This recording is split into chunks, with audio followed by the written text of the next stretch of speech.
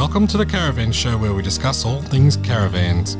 That's right, everything you need to know about caravans, from weights, towing, maintenance, appliances, renovations, buying a caravan, repairs, destinations and reviews. We'll also chat with some Aussie legends, manufacturers, suppliers and of course, people who love caravans. Take it away, Roy. G'day, it's Roy here again from the Caravan Show podcast, and I'm really excited to tell you that at this precise moment on the other end of the line, I've got James. James is from the CTIA. Now, when we had Stuart Lamont on recently, I asked Stuart if we could have a chat with James. So, James, welcome to the show. Thanks, Roy. Thanks for having me. Mate, want to talk a little bit this morning, if we can, about exactly who is James. So, James Field, you hold the role of Chief Technical Officer for the Caravan Industry Association of Australia. Is that correct? That's right, Roy. So, James, tell us, how do you get qualified for a job like that? It's a fairly specific role, and I guess we look back to 2006 when I first started in industry as an apprentice cabinet maker and vehicle manufacturer, and over that time, up until this point, I've had a lot of hands-on industry experience. I've got a number of qualifications, and ended up working my way to the role I'm in today with Caravan Industry Association of Australia. So this role that you're doing today, how long have you been doing that for?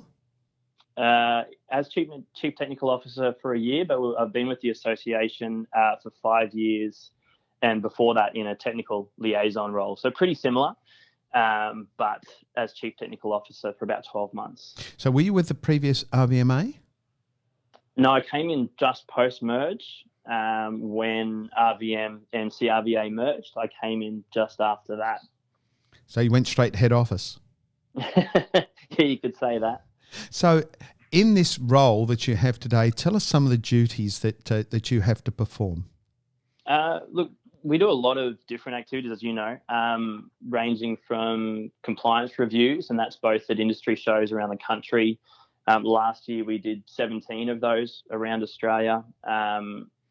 As well as that, we have our RVMAP accreditation program, which is the Recreational Vehicle Manufacturing Accreditation Program. We have over 60 manufacturers in that program all across the country. And within that, we obviously go out to those factories at regular intervals and complete full compliance reviews on the products there. And then as an aside to all of that activity, I'm involved in a lot of standards development, standards representation to government. So that's with Standards Australia on a number of committees for things like gas and electrical compliance, as well as representation for Australian design rules or for vehicle regulation, and that's with the federal vehicle regulators in Canberra. So I work in that space a lot in terms of development representation and collating industry feedback back to those regulators as a centralised point. And that obviously takes up a lot of my time. I can imagine so. I've had multiple conversations over the years with people that refer to our industry as unregulated. And of course, the truth of the matter is actually we're far more regulated than probably any other industry out there. And we have to comply with an incredible amount of standards. There's a lot that you have to go through to dig into to be able to come up with what you need to do today. So you must spend a lot of time working on those as well. No, I couldn't agree more, Roy. Our product is incredibly complex. There's a lot of things that can be applied to our product. You've got to have all the road-related compliance items, but then essentially, as you know, we're building a house on wheels. So there's all of those relevant requirements getting applied as well. So keeping across that is a challenge, particularly when we have state and territory regulators who sometimes have different interpretations on the same regulations, which is a challenge. But as we work with our member state associations, we're working to harmonise that as best as we can across state borders. Yeah, when I was talking before about standards, can you tell me how many standards or how many standards there are involved in our industry? Oh, we've tried to map it before. There's well in excess of 100. But that goes right down to, the component related standards or requirements or Australian design rules, as well as, the installation standard for that particular component, and then all the legislation that covers, the registration of it. So against the road related compliance items. So things like, length, width, all those kind of things are in ADRs, which are summarised, as you know, in Vehicle Standards Bulletin 1 for light trailers. Yeah, so so there is an awful lot involved in that, but you are working to try and improve this and get some of these regulations more industry specific, aren't you? Absolutely. That's one of the key areas that we're focusing on, is having more representation on more of these standards committees, so that when these Australian design rules and when these Australian standards are reviewed and updated, that industry is considered in those conversations, and that we have a meaningful regulation that'll in turn create a safer consumer product, which is the end goal. We've also been working very, very heavily in what they call the Road Vehicle Standards Act. So that's coming in about 12 months' time for industry, where at the moment everyone operates under the Motor Vehicle Standards Act. That's been in place since 1989. And as you can appreciate, there's been a lot of activity and innovation throughout that time. So the Act was well overdue for an overhaul. So we've been working with the federal regulators on that to make sure that the implementation of the new Road Vehicle Standards Act, is going to be workable for industry. But it's actually interesting to see we have put our hands up and wanted more regulation around our industry, to level that playing field for a lot of our manufacturers and importers out there who are doing the right thing. And spending that money in, compliance and technical and all those really important things, to make sure that they're, everyone's playing on the same playing field. Yeah, of course, the issue here is that whilst we have all these regulations and all these standards to comply with, there isn't really an enforcement out there, and unless you are a member of this association, who's checking on these people? Who are making sure that these regulations are really being followed?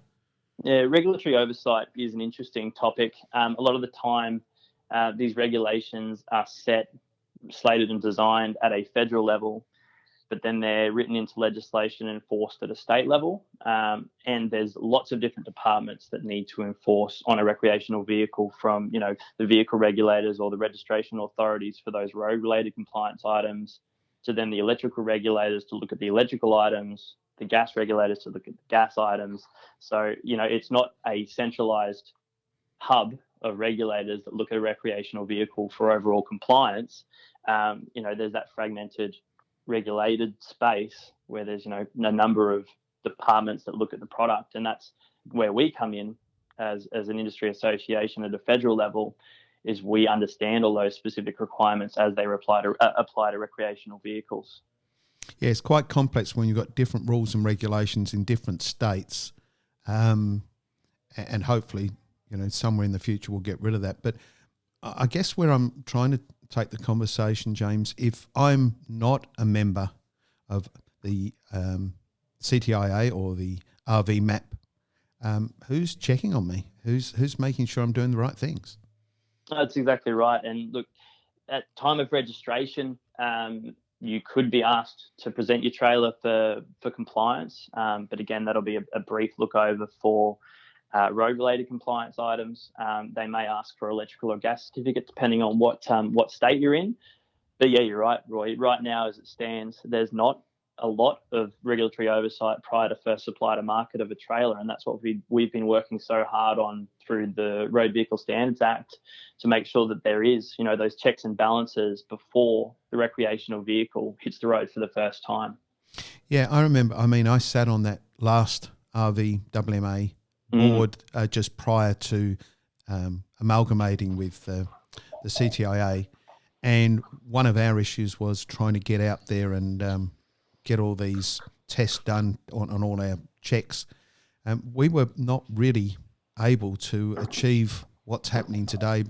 In fact, I don't think there was much of a comparison, is there? You were doing how many safety checks then to how many safety checks today? No, exactly. I think we looked back through some some old data from say 6 or 7 years ago, just prior to merge, and there may have been 60 to 70 reviews done in that year. And then I looked to how many reviews or compliance inspections we carried out across the country last year, and it was well in excess of 1,000.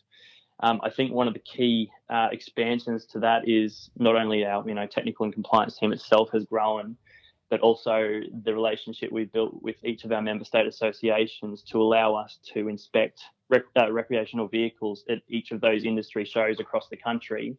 And that in most states is against both accredited products, so those in the RVMAP program, as well as those that are not in the RVMAP program, which we've never had before. And then as well, obviously coupled with our full RVMAP inspections at the manufacturing premises of our accredited businesses. So you're going out and you're doing these inspections. So what exactly does that entail? So for a full factory inspection, we look predominantly at the relevant Australian design rules. So we'll go and check all of the ratings and the masses, the vehicle plating requirements. We'll look at dimensional requirements, so things like length, width, height, rear overhang. We'll look at tyres, brakes, compliance of the drawbar and the safety chain attachment points to the relevant ADRs. And then we'll look at things as lamps and reflectors, and they're bound by a number of regulations for the component itself, as well as the installation of that component. So things like height, spacing, inboard requirements. And that's an area that in the past manufacturers haven't had a lot of emphasis on, thinking that the reflectors go on at the last stage of manufacturing, and not a whole lot of thought goes into that process, when in actual fact there's a critical amount of safety around where those reflectors and lamps go for visibility of the product while it's on the road. So that's for a full RVMAP review. We then go into some of the documentation with that factory when we're there. So we look at weighbridge documentation. We look at the gas and electrical declarations that they have on hand. And we look at the final product inspection sheets, make sure that they're being carried out. There's the appropriate quality control happening at those checkpoints through the factory and through the process. So that's looking at our full RVMAP review, and of course there's a lot more within that I haven't covered off on briefly there. But then we look at what we do at a show, and again we did 17 industry shows last year and looked at on average maybe 50 to 100 recreational vehicles at each of these shows, depending on the size of the show. And that's, Roy, that goes from motorhomes right through to tent trailers and everything in between. But what we do is we do a consolidated inspection at the shows, so focusing on, I guess, those key Australian design rules or ADRs from a safety aspect, so dimensional ratings and masses, lamps and reflectors, and those kind of visual compliance items that we can check on a trailer purely by looking at it or checking some markings or running a tape over it, because as in bump in of a show, it's quite hectic. You're not always going to have the manufacturer or the dealer on site to let you into the product. So we have a consolidated inspection regime for the shows, which does a great job. And then we work with the relevant state member association with those findings, both during the show and then after the show, for education. Do you also look after the imports? Are you doing the same sort of things, inspecting the import caravans? Yeah, for sure, Roy. The same regulations and compliance applies irrespective of the origin of the product. So we don't look at an import any differently than what we do a locally manufactured product. How many members do we currently have? How many accredited businesses? We've got 62 at the moment, which represent over 90% of locally manufactured product in Australia. So, it's well and truly the majority of manufacturers out there are part of RVMAP, remembering it's obviously a voluntary industry compliance program. Yeah, that does mean, however, there's still 10% out there that aren't going through these checks and balances. But when they're at the shows, that's not the case. Whether you remember or not, if you're at a show, you still get inspected, and Correct. You can, in fact, be removed from a show if you're not compliant. Is that right? Yeah, so that's the decision of the relevant member state association. Will make that call based on our findings. We have a very strict process in terms of how we report our findings daily during bump-in period of a show to the association, and then we work with them based on the findings as to what they then wish to do with the relevant exhibitor. I know one of the things that I was super critical of when I first joined the RVMA, and in those days we had, I think, Colin Young as the CEO, and I was quite concerned that when they wanted to do an audit, and we didn't do a lot of audits, but when an audit was requested, the manufacturer was notified and they were asked to put a caravan up for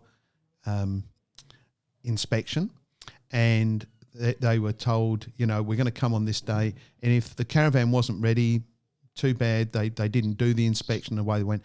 And the association now, under the new regime, headed up by Stuart, it's really non-negotiable. If they're coming out to do inspection, that's it. You don't get to pick a specific caravan, which means you're not doing a one-off just to pass your inspection, are they? Absolutely, and yeah, that's definitely been an area where we have improved, and we've also complemented that process with blitz reviews. So we'll announce a blitz review a week in advance to our accredited businesses, and that will happen at any time, either at a participating dealership. So if we have approval from the manufacturer as well as the dealer to go and have a quick look at a product at a dealer, that obviously can't be staged, as well as looking and touching accredited product up to 17 extra times around the country at shows where that's genuine product coming out of the factory which hasn't been potentially staged. Notwithstanding that a lot of our manufacturers these days, I would hope, are definitely not staging those products, but we took that feedback on board years ago when we were announcing when we were coming, and they would build a product potentially for the review. So having those those complementary times where we see a product at the industry shows as well as during these blitz reviews allows us to see the product in the dealerships, at the shows, as it's supplied to the customer. Yeah, I wanted to raise this particular topic because I remember back in those days, the RVMA didn't have the reputation of actually living up to that badge name. We wanted it to be, but in fact it really didn't live up to the name. Nowadays, I believe it does. I believe that the things that needed to change have changed and continue to change, and putting on proper qualified people to actually sit in these roles, which wasn't the case previously. We had a lot of unqualified people. Now we've got proper qualified people. I think it takes us into a really great direction. James, if for the benefit of my listeners, they're going out there looking at buying caravans today, what sort of advice would you give them on what to look for, how and where? Yeah, okay. Well, firstly, look at RVMAP accredited businesses only. At the end of the day, it gives you that peace of mind that that product's been looked at, that manufacturer's been looked at a number of times, and is committed to compliance. So that's first and foremost. In terms of looking, it's incredibly difficult to figure out what you want. There's so many different brands and manufacturers out there, but then obviously couple that with the numerous layouts that they all have, the different industry product we've got, right from motorhomes to tent trailers. The best way to look at it is going to an industry-run caravan show around the country. You can duck around the show in a day or a couple of days and look at numerous products, go and compare them, understand what the features are of one compared to the other. But before you go to the industry-run caravan show, you first need to know your limitations, whether that's financial or budget.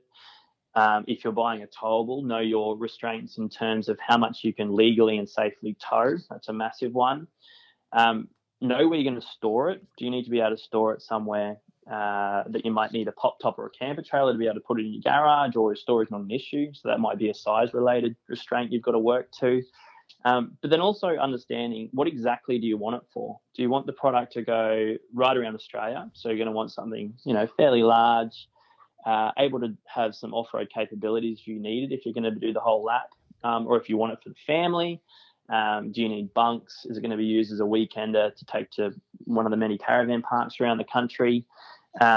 Or do you want a toy hauler or something a little bit more dynamic, that you can put a boat on the top or take your motorbikes away with some friends? So I think really identifying what you need the product for, what your budget is, and what your other restraints are before heading there will certainly shorten that list before going and then looking at, a number of products at an industry-run caravan show. What about specifics like safety? Are you promoting particular safety items or ways of ensuring that people could make sure that what they're getting is actually a safe product? I mean, I know you're talking about the badge, and that's great. We know it's compliance, but are there specific things that they should look for? Towing aids or I don't know. Is there specific things that you would recommend that they look for? Look, towing aids are fantastic, and if I was buying a new product, I would definitely get one with something like electronic stability control as a start. But I'd be asking a lot of questions of the selling dealer or the manufacturer on those stands and really get an understanding or get a feel for how much they know about the product. If they know what the weights represent on that vehicle plate with respect to your tow vehicle, understand how it's to be loaded and how that loading may differ and then potentially create some stability issues. But then also ask the question, if you can do a test tow, and we're just talking about towables here for a minute, Roy, but I always recommend to people, ask if they do test tows. They're more than likely going to put their hand up and say yes, or yeah, absolutely, after the show, come out to the dealership, let's take it for a spin, because you want to feel comfortable with it. The manufacturer will be proud to, or the dealer will be proud and comfortable taking you for a test drive to get you to have a feel of how safe it feels on the road. And then, as you know, we've got a lot of a share market essentially in Australia now, where you can hire a product for a weekend. You might be able to find the product you're looking for, a similar one, on those kind of platforms, and take it away and have a bit of a test before you actually commit to purchasing. Yeah, look, I mean, there are people out there at the moment saying don't buy from shows, and look, I'm not sure that I agree with the concept of buying or not buying at caravan shows, but you are able to go and visit a lot and see a lot. But you're kind of also in a position where you get caught up with a bit of the glamour and the wheeling and dealing that can happen in shows as well. So it's a bit of a tricky one, but you can do things like you just said, do something subject to a test tow or whatever, coming out and seeing how they're built or something like that. Sure. So it still does offer a fairly good environment to be able to buy at shows, doesn't it?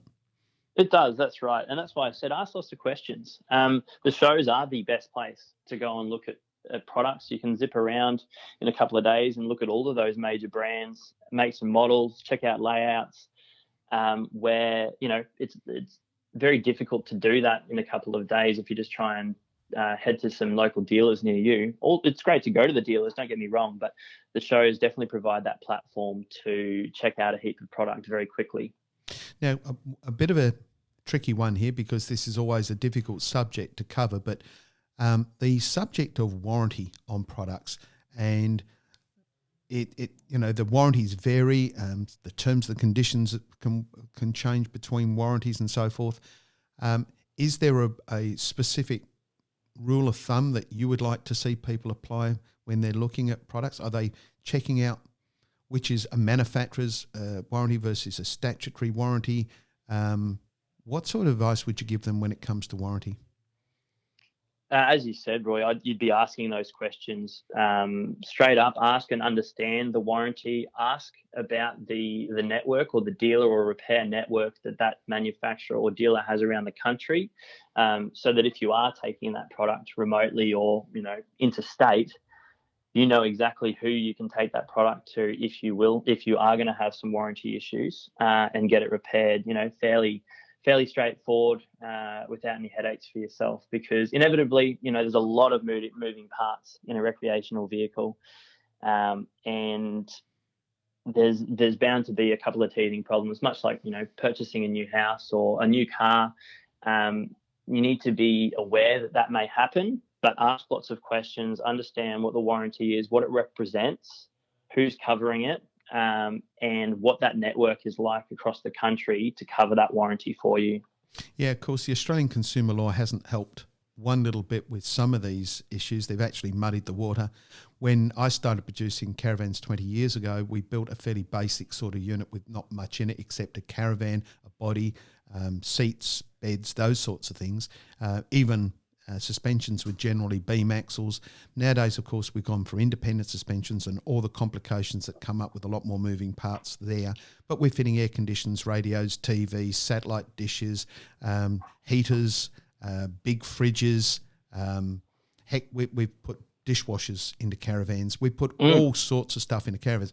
And as caravan manufacturers, we're supposed to be experts on each and every one of these products that we install. And but in fact, the reality is it's very difficult. But then we've also got to lay that out in such a way that allows you to, the consumer, to add load to it, take load off it, and expect that it will always continue to travel and be towed exactly the same way. This is not an easy thing to do. It's a very difficult thing to do. It is. If someone's got a warranty issue, if someone says, look, my microwave just packed up, or my microwave fell out of my caravan, or my fridge door doesn't close anymore, or whatever, can you give them advice on what the correct procedure would be to get these things addressed?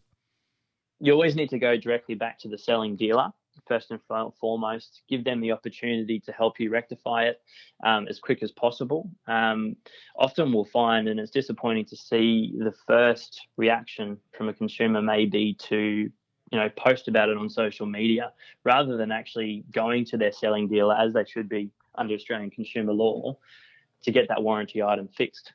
And unfortunately, sometimes there are some challenges around that, whether it's supply of product, how remote they are at the time where this, failure has happened, which is a challenge and definitely causes frustration. But always approach that selling dealer first, who should be more than happy to help you out. Yeah. Is there any difference in terms of warranty when it applies to an RV map member? So I'm an RV map member, and 90% of the other manufacturers are out there. If someone's got a problem with a RV map member, is there a better course of action if they can't get it resolved? Again, rather than simply going to social media, and we all know that always just ends in tears. There's never, because we can't be regulated and told what to do by some self-proclaimed expert on the internet. We actually need a much better way of going about things. So, someone's got a problem with an RV map member. Can they go to RV map and ask them to intervene?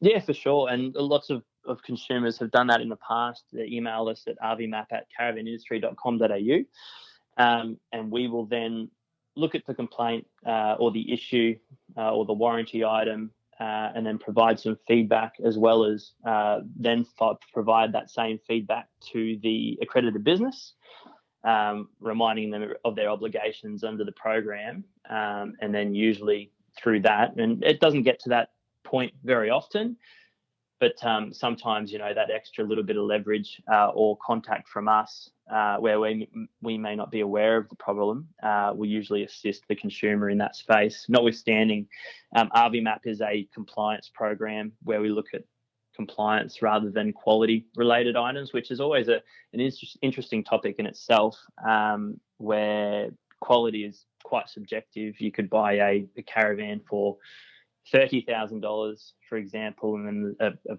caravan which may look very similar for $120,000, but there's obviously going to be some quality differences in that build. Notwithstanding, both of those products side by side may actually comply or should comply with all of those regulations.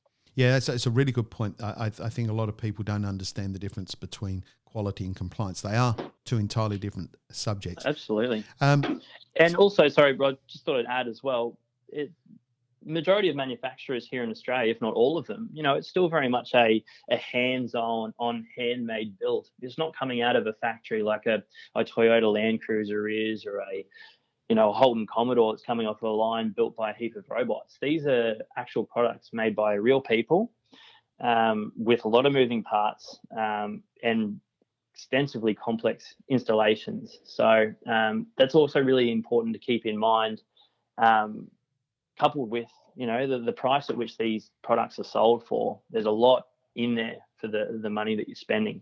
Yeah, look, and this is a favourite topic of mine, that people aren't really considering. I mean, you mentioned Toyota, for example, there, and they're made predominantly by robots. You would think that would mean that Toyota put out a product that is defect-free. But the truth of the matter is that Toyota, as good as a product it is, and it is a fantastic product, it still does have, from time to time, failures, things that go wrong, because it doesn't matter. And when we come to an industry that's completely handmade, the chance of things going wrong are pretty high. Having said that, I know that the majority of things that I hear go wrong are actually not products manufactured by the caravan manufacturer, but things installed by the manufacturer.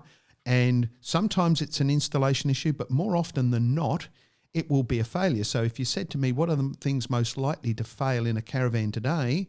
I wouldn't be saying the cupboards falling off the wall. I wouldn't be saying the chassis falling in two.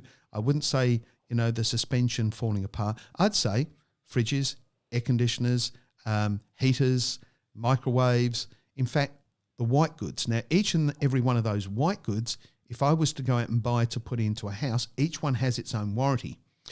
Okay, and if I filled up a house full of those white goods and 3 of those white goods failed me, I wouldn't say that house is, dare I say it, a lemon. I would say that 3 white goods in that house failed. Nowadays, however, if 3 white goods fail in a caravan, there are people out there that want to deem it to be a lemon for that reason, which is just insane. Yeah, you're right, Roy. And just to go back to recalls as well, as you said, look, Toyota is not, free of defects. In fact, they have recalls that come through. I monitor vehicle recalls daily. But you see the likes of Bentley, Mercedes, all of those guys have recalls every now and then because their product isn't defect-free. But in the vehicle world, there's not this overarching feeling of dissatisfaction when you see a recall. It's just part of buying a motor vehicle, and you take it to the dealer or to a repairer, and they'll do that recall notice for you and rectify it.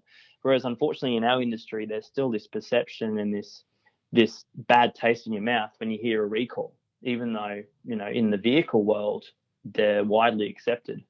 Yeah, no, that's right. I know out there in the social media world where we have a couple of quite frankly, idiots that think they know everything about everything. They would have you believe that a recall is a really bad thing, and if you buy a product that's got a recall on it, you're buying a lemon, when in fact what's really happening is you're dealing with a manufacturer that lives up to its responsibilities, and they all have issues. Every single manufacturer of caravans will have some sort of warranty on their caravans. That's a given. And those that live up to their responsibilities are doing things like recall. So I actually see it as a good thing, not a bad thing. Agree. Yeah. I commend any manufacturer who puts their hand up or is proactive in that space and goes and does one of those voluntary recalls in the interest of their consumers. I think it's a great thing. Unfortunately, a lot of those are taken out of context and seen as a bad thing, but not so much in the broader vehicle industry where it's just widely accepted that's the case. Tell me, what would you say to those people out there that think the industry isn't regulated? Is not or is? Isn't regulated. Oh, it's very incredibly regulated. As we spoke about earlier in the podcast, Roy, it's not so much that it's not regulated. There's those regulators out there. There's the lack of enforcement from them, whether it's through resourcing issues or lack of understanding on industry product. But it's not for the fact that there aren't sufficient regulations that cover our product. It's the regulators that aren't looking at it, or it's not enforced before first provision to market. That's why we as an industry association, along with our member state associations, have been working for increased representation on all these regulation groups. So from Australian design rules to Australian standards, we've actually worked for more regulation on our industry with the incoming Road Vehicle Standards Act. which will, in the long term, create better consumer outcomes. Yeah, we also mentioned previously, I think, the number of manufacturers or dealers that are members, but they represent, in terms of numbers on the roads, caravans on the road today, literally into the 100,000 at any one time. Is that about right? Yeah, I would say that. So of those thousands and thousands and thousands of people are out there, how many would you think are actually disgruntled with their locally purchase with caravans? No, not many at all. And I have this discussion a lot with people is, I don't jump on the email or the phone to ring a provider or a shop that I'm very happy with. I'm only going to do that when I'm unhappy. So unfortunately, you get the very small percentage with the loudest voice, because we don't hear from those hundreds of thousands of people out on the road who are loving their product, who have had great experiences with their dealers. Unfortunately, we only hear about those stories where it hasn't been ideal for the consumer, which is still not ideal by any stretch. But unfortunately, we don't hear about all those good stories a lot of the time.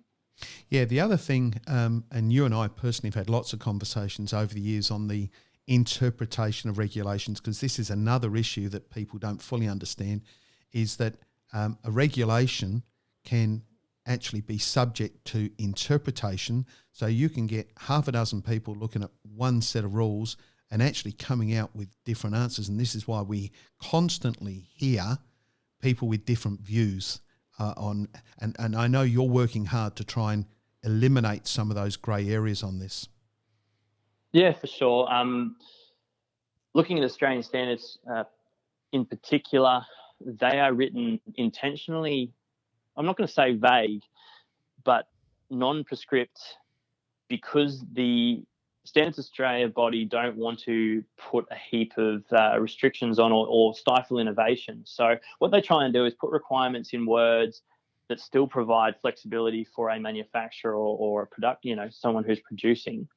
But unfortunately, the flip side to that is it does open itself up to interpretation, same as Australian design rules. So what we do and what we've been working hard for is getting representation on those key industry regulation groups to make sure that the regulations are more specific for our industry product. They've got diagrams specific to our industry product to eliminate or minimise those interpretation issues. But you've also got to remember too, these same regulations, so let's talk Australian design rules or the road vehicle related compliance items for a minute. Those same regulations apply to a tent trailer right through to a motorhome to a motor vehicle. So there's always going to be issues where there's different interpretations around the country, because they're the same set of rules or it's written the same way, irrespective of whether it's a tent trailer or a motorhome, and you have to then apply that to that product. So we work with manufacturers closely, and yourself included, Roy, on those and how those should apply to the product as best to our knowledge in conversations with the regulators, as well as actually developing a number of quick guide to compliance posters for industry to use, which have been developed in consultation with the vehicle regulators, that again try and minimize those interpretation issues with things like lamps, reflectors, vehicle plate information, and things like that. Yeah, this is where these words in these standards, such as must versus should, yes, or best practice, the shoulds and shalls. Yeah, the shoulds, the shalls, that they are very open to interpretation, and thank heavens that at the end of the day we have courts to sort some of this out, or regulators to sort some of these out, rather than relying on social media experts doing it for us. But I really don't want to harp too much on social media experts, but it's become another complication when trying to sort through the chaff sometimes. Look, James, you've been absolutely fantastic. I know you're a busy man, and it's taken actually a few weeks to be able to get you to devote this bit of time to us today. And so we truly appreciate the fact that you've done that and taken the time out of your busy day to join us and explain some of these things. Is there any last thoughts you'd like to leave us with today? No, not really. It's been certainly a challenging year for everyone and for industry, but we're definitely in the box seat now as restrictions start to lift and domestic travel's growing. Now is the best time than ever to start looking at buying, if you haven't yet got one, buying a recreational vehicle and heading out and seeing Australia. Definitely Queensland in the first instance. I'm a Queenslander, you're a Queenslander, but now's the best time than ever, and it's a great activity. Do your research, have a chat to your dealers, and make sure you are adequately educated before heading out there. Good advice. Thanks again, James. Thanks so much, Roy. Cheers.